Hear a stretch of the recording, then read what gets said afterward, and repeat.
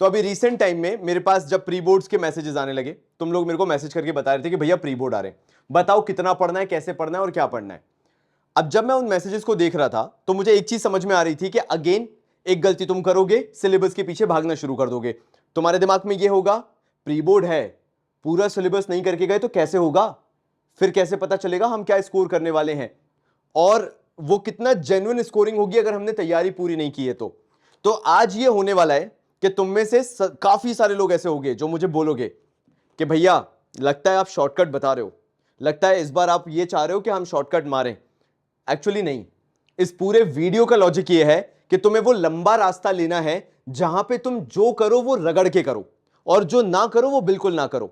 मतलब जो बीच में लटकने वाली हरकत है वो हम बंद कर देंगे, या तो शुरू से अंत करेंगे या फिर नहीं करेंगे। ये आज लॉजिक रख के मैं तुम्हें बिजनेस स्टडीज की प्री बोर्ड की तैयारी बताने वाला हूं। टोटल 12 चैप्टर हैं, अपन 4-4 करके 3 कैटेगरी में बिजनेस के सारे चैप्टर्स डालेंगे, और जो थर्ड कैटेगरी है वो तुम्हारे ऊपर है कि तुम्हें वो अटेम्प्ट करनी है या नहीं करनी है प्री बोर्ड्स के लिए। क्योंकि अल्टीमेट गोल क्या होना चाहिए, तुम्हारे चैप्टर्स रेडी होने चाहिए। मैंने एनसीईआरटी इसलिए हाथ में पकड़ी है, अगर मैं कल तुमसे पूछता हूं प्री बोर्ड होने के बाद, और बताना तुम मुझसे रिलेट कर पा रहे हो या नहीं, स्पेशली अगर तुम 50% से लेकर 70% के ब्रैकेट में हो तो मुझे बताना। इवन मैं तो ये बोलूंगा कि 80% तक के भी ब्रैकेट में हो अभी इंटरनल टेस्ट के अंदर, तो मुझे बताना प्री बोर्ड के बाद क्या फीलिंग आनी चाहिए। मुझे कुछ भी नहीं आता, मैं तो सब पढ़ के गया था फिर भी मार्क्स नहीं आए, या फिर ऑर्गेनाइजिंग पढ़ा था पूरा सही है, प्लानिंग पढ़ के गया था पूरा सही है, चल बिजनेस एनवायरनमेंट तो पढ़ा ही नहीं था तो मार्क्स कहां से आ जाते, नेचर एंड सिग्निफिकेंस को तो उठा के भी नहीं देखा मैंने, कंट्रोलिंग मैंने बड़ा शानदार किया था, मेरे पूरे मार्क्स हैं उसके अंदर, डायरेक्टिंग स्टाफिंग बड़े चैप्टर्स थे फिर भी मैंने स्कोर किया है। तुम जानो तुम्हें ये कॉन्फिडेंस चाहिए या फिर ये चाहिए मेरे को नहीं पता मेरे प्री बोर्ड में क्या गलत गया, मेरे को तो सब कुछ आता था। सो द प्रॉब्लम इज हमारे साथ, क्योंकि हमें लगता है कि हमें सब कुछ आता है, हम तो पूरी तैयारी करके गए थे, और फिर जब मार्क्स नहीं आते हैं तो हमें लगता है पता नहीं गड़बड़ कहां रह गई, या गलती कहां रह गई, या मैंने क्या मिस कर दिया, या मेरे को क्या नहीं आता था। तो अच्छी बात क्या होगी कि हम ये पता करें कि हम क्या परफेक्ट करके गए थे और उसमें क्या खामी रह गई और क्या छोड़ के गए थे।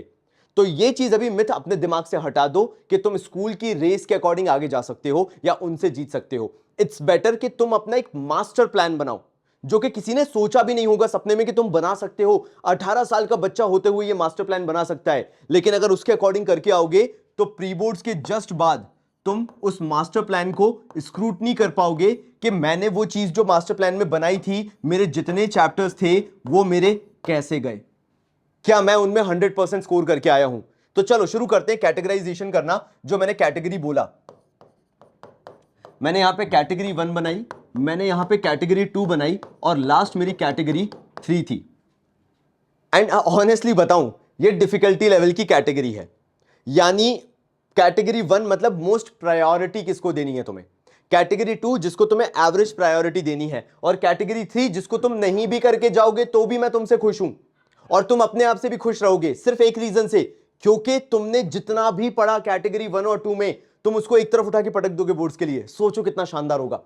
तुमने क्या दिमाग में बैठा लिया, okay category 1 done, pre boards में डन, मेरे को सब आता है कैटेगरी 1 से, ये टफेस्ट था और भैया ने मुझे बताया था कि कैटेगरी 1 करके जा। मेरा कैटेगरी 1 आज 100% आता है मुझे। सोचो यार, मतलब क्या ही बोलूं, ऐसा प्री बोर्ड में पहली बार होगा कि तुम्हारे कम मार्क्स आने पे भी तुम खुश हो रहे होगे। एंड मैं चाहता हूं तुम्हारे कम मार्क्स आए, बिकॉज तुम्हारी कैटेगरी 3 तैयार नहीं होगी, बिकॉज खुशी अलग लेवल की होगी, दैट कॉन्फिडेंस वाली खुशी। तुम्हारे दिमाग में क्या चल रहा होगा, यार फाइनली मेरे टफेस्ट चैप्टर्स तैयार हैं। तो शुरू करें कैटेगरी 1 से। कौन कौन से टफेस्ट चैप्टर्स की बात कर रहा हूं, सबसे पहले उठा लो फाइनेंशियल मैनेजमेंट। सबसे पहला चैप्टर तुम्हें छूना है, ये ऑर्डर में लिखूंगा मैं सारे चैप्टर्स और तुम्हें ऑर्डर में ही करना है। नंबर 2 आएगा फाइनेंशियल मार्केट। तुम्हें एक चीज पता चली, क्योंकि तुम फाइनेंशियल मैनेजमेंट पढ़ोगे, जस्ट उसके बाद फाइनेंशियल मार्केट पढ़ना कितना आसान हो जाएगा। तो फाइनेंशियल मैनेजमेंट, फाइनेंशियल मार्केट तुम्हारा तैयार। एंड तीसरा आ जाता है मार्केटिंग मैनेजमेंट। ये 3 चैप्टर तुम्हारे कैटेगरी 1 के मोस्ट प्रायोरिटी चैप्टर्स हैं। अगर तुमने ये 3 चैप्टर्स प्रायोरिटी में नहीं किए, पूरे बिजनेस में हमेशा तुम अंडर कॉन्फिडेंट रहोगे। तुम्हें यह लगता रहेगा शायद मैं कहीं कमी छोड़ रहा हूं अपनी पढ़ाई में, तो जैसे ये हो जाए बेटा, फोर्थ यहां पे याद रखना, तुम्हारा चैप्टर डायरेक्टिंग तैयार होना चाहिए। और जितने लोग बिजनेस स्टडीज आज पढ़ के बैठे हैं उन्हें मालूम होगा मैं डायरेक्टिंग चैप्टर क्यों ही लिख रहा हूं, क्योंकि ये ऐसा चैप्टर है जो तुम्हारे मार्क्स बनाता या फिर बिगाड़ता है। तो कैटेगरी 1 के तुम्हारे 4 चैप्टर्स पक्के हो गए। पहले financial management, financial market, marketing management, directing. जिस दिन प्री बोर्ड का पेपर देके आओ तुम्हारे दिमाग में होना चाहिए ये 4 चैप्टर में से कोई मार्क्स तो नहीं कटे। तो तुमने अपना मेजर टाइम इस कैटेगरी 1 में दे दिया। कैटेगरी 2 में बात करते हैं, तुम्हारा आ जाएगा प्लानिंग से, यानी तुम्हें प्लानिंग करना है। मैंने सेकंड भगवान जाने क्यों डाला है, फर्स्ट सेकंड। प्लानिंग के बाद करना है ऑर्गेनाइजिंग, थर्ड करना है स्टाफिंग, और लास्ट करना है तुम्हें कंट्रोलिंग। कंट्रोलिंग मैंने सबसे लास्ट में क्यों रखा है, ऑर्डर में भी आता है सबसे लास्ट में, दूसरा सबसे छोटा चैप्टर है, तो तुम्हारे लिए कंट्रोलिंग फिनिश करना कंपैरेटिवली बहुत आसान रहेगा। कितना अच्छा लग रहा है ना, जरा देखो एक बार, सब लोग देखो एक बार इसको। मैं कुछ और थॉट प्रोसेस लेके चल रहा था बट एक बार देखो, तुम्हें लग नहीं रहा काफी सारी चीजें अरेंज हो गई है। तुम इसमें क्या कोशिश करोगे, तुम्हारे 100% आने चाहिए। तुम इसमें क्या कोशिश करोगे, तुम्हारे 80% आने चाहिए। और कैटेगरी 3 में तुम्हारा टारगेट रहेगा मात्र 50% भी आ जाए जो कैटेगरी 3 में चैप्टर्स आने वाले हैं, तुम संपन्न हो जाओगे। क्यों, क्योंकि तुम्हें मालूम होगा कि ये लीस्ट टच्ड टॉपिक्स थे या लीस्ट टच्ड चैप्टर्स थे। तुमने सोचा भी नहीं था ये तुम करोगे, वो तो तुम्हारे पास टाइम बचा तो तुमने उठा के कर लिया, अदरवाइज तुम्हारे दिमाग में भी नहीं था कि तुम ये छुओगे। गोल्स जो होते हैं ना, मतलब जो लॉन्ग टर्म गोल्स होते हैं जो हमें अचीव करने लाइफ में, जो हमने सोच के रखा है कि ये मेरा टारगेट है लाइफ का अचीव करने का, उसकी सीढ़ी बहुत छोटी छोटी होती है और तब जाके एक बड़ी सीढ़ी अचीव करते हो। तभी मैंने जब ये बताना चालू किया मैंने बहुत प्यार से तुमसे बोला, जरूरी नहीं है तुम्हें कि तुम इकट्ठा कोई टारगेट दिमाग में बिठा लो कि मेरा पूरा बिजनेस का होना चाहिए बिकॉज प्री बोर्ड आ गया है। ये एक नॉर्मल बच्चा सोचता है, एक टॉपर बच्चा यही कैटेगराइजेशन करता है, और मैं इस चैनल पे अब यही करने वाला हूं। जो 90% हर यूनिट टेस्ट में, हर हाफ ईयरली के अंदर लेके आते हैं, वो बच्चे जो स्ट्रैटेजी अपनाते हैं, जो यानी कोचिंग्स के अंदर जहां 40-40, 50-50 हजार रुपए दिए जाते हैं, उन कोचिंग्स के अंदर जो स्ट्रैटेजी बताई जाती है मैं तुम्हारे सामने पब्लिकली रख दूंगा ताकि तुम अपने दोस्तों से भी शेयर करो कि यार भाई ये स्ट्रैटेजी अपना। जब बाकी बच्चे बोल रहे होंगे कि मैं तो पूरा सिलेबस तैयार करके बैठा हूं, टॉपर्स की बात कर रहा हूं, वो इसी की बात कर रहे हैं। उन्होंने ये कैटेगराइजेशन किया होगा, ये बताया जाता है टॉपर्स को। बोलते हैं ना हम लोग, जब हम ट्रेन में सफर करते हैं या जब हम कहीं घूमने वगैरह जाते हैं तो हमारे प्रेफरेंसेस होते हैं, ये करना है, वहां घूमना है, यहां जाना है। किसी शहर में घूमने गए हो तो पूरे शहर का चक्कर बिना सोचे समझे नहीं मारते हो। तुम्हें मालूम है ओके, एक दिन मैं यहां जाऊंगा तो यहां की 4 जगह घूमूंगा, दूसरे दिन यहां जाऊंगा तो यहां की 3 जगह घूमूंगा। तुम कैटेगराइजेशन करते हो। तो जब हमारे कॉमन बिहेवियर में वो चीज है तो हम अपनी पढ़ाई में क्यों लेके नहीं आते? हम ये क्यों सोच लेते हैं कि नहीं यार हलवा जैसा उठा के सब पढ़ लो काम हो जाएगा? नहीं, तुम्हारे दिमाग में स्ट्रैटेजी, रणनीति होनी चाहिए। तो तुम्हारी दिस इज प्रेफरेंस 1, मतलब category 1, this is your preference 2 जहां तुम्हें 80% लेकर आने, and that is your category 3।